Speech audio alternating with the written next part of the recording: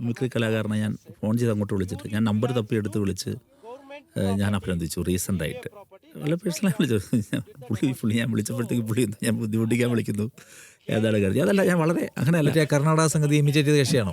Imitate ഞാൻ പുള്ളിയോട് ചോദിച്ചറിയാം. പുള്ളിയോട് ചോദിച്ചോളൂ. ഞാൻ വിളിച്ച് ഞാൻ ആദ്യമായിട്ട് അത് പുറത്ത് പറയുന്നത്. എനിക്കതിലൊന്നും അതൊന്നും ഒരു പ്രശ്നമല്ല. പക്ഷേ പ്രശ്നം അതല്ല. ഈ രണ്ട് കാര്യങ്ങളായിട്ടാണ് അതിനെ കാണേണ്ടത്. ഒന്നെന്ന് പറയുന്നത്, ഈ എൻ്റെ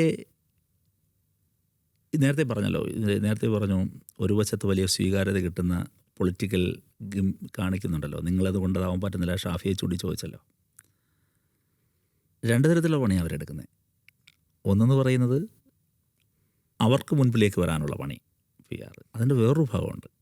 അത് ചവിട്ടാൻ കോമ്പിറ്റൻ്റായി ഉയർന്നു വരാവുന്ന ഏതൊരാളെയും ഇല്ലാതാക്കി കളയാനുള്ള നല്ല തികഞ്ഞ പണിയും അപ്പുറത്തെ വശത്തിന് നല്ല രീതിയുണ്ട്.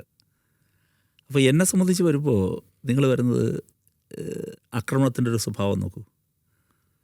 അത് RSS സംഘപരിവാർ പ്രൊഫൈലുകൾ ശക്തമായി എന്നെ ആക്രമിക്കുന്നുണ്ട്.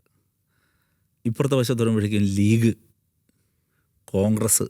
അപ്പോൾ എനിക്കെതിരെ അല്ലെങ്കിൽ DYFയുടെ ഒരു നേതാവിനെതിരെ ഒരു പരിഹാസമോ ഒരു ട്രോളോ ഒരു ആക്രമണമോ അഴിച്ചു വിട്ട് കഴിഞ്ഞാൽ പിന്നെ ഇവരെല്ലാവരും കൂടെ ഒരുമിക്കാണ്, വോളിയം കൂടുകയാണ്, തലങ്ങും വിലങ്ങുള്ള അടിയാണ്. ഈ അടിക്കുന്നതിൽ എൻ്റെ എന്തിനെയാണ് അവർ ആക്രമിക്കുന്നത്?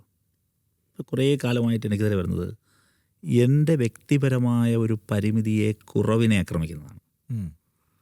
എൻ്റെ ഒരു കുറവാണ്.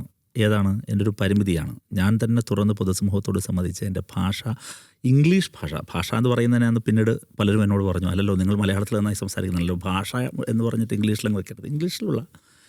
ഇംഗ്ലീഷ് ഉപയോഗത്തിലുള്ള എൻ്റെ പരിമിതിയാണ്, ഇല്ലേ? എൻ്റെ ആ പരിമിതിയെ മാത്രമാണ് കല്ലെറിയുന്നത്. എൻ്റെ പൊളിറ്റിക്സിനെയോ എൻ്റെ പൊളിറ്റിക്കൽ ക്ലാരിറ്റിയെയോ എൻ്റെ രാഷ്ട്രീയ ജീവിതത്തിലെ മറ്റെന്തെങ്കിലും ഒരു ഇൻസ്റ്റൻസിനെയോ എൻ്റെ മറ്റെന്തെങ്കിലും ഒരു കാര്യത്തെയോ എതിരാളികൾക്ക് ഇന്നുവരെ ആക്രമിക്കാൻ കിട്ടിയിട്ടില്ല.